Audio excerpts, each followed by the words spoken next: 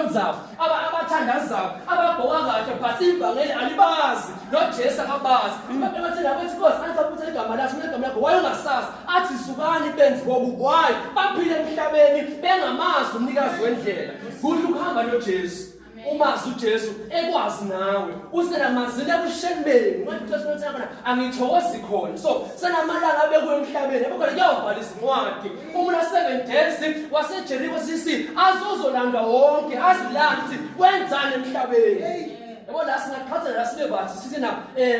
siphethe ivangeli kepha ivangeli la ngempela bazalwane beNkosi uJesu uthi na lethi intombi iyazigcina ithi ubhuti uyazigcina awuligcini Sunday but Monday to Sunday uba ubhuti ayibhuti nce Hallelujah. uba umama uqale awube umama konzeka uma la uyodiscuss ko WhatsApp ngabazalwane kepha umama owakhala ke ngendlela elungile namhlanje ngelisingqolisile ngoba siphatha amaBhayibheli lawa phuma umfebe kithi bampela lawa phuma uhleba kithi ivangeli asilazi masolazi the time amaBhayibheli abangani bethu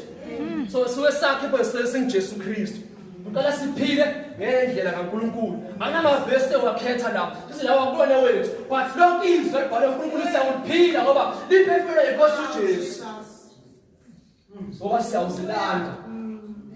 phambi kweNkosi uJesu kepha siwisekelo manje uthi umuntu ophileni kwakhe akabethele wakha kanjani uthi wakha kanjani uzobona le day wafa iBhayibheli abanye bakha ngegolide bayibakha ngesiliva bayibakha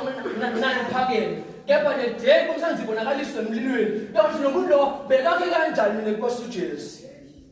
yes siyathanda sonke bazalwane babenza sonke bathi abenzi balo isu abayekho ingakho ethi uJesu emayasikosi kusemahamba la siyawutholana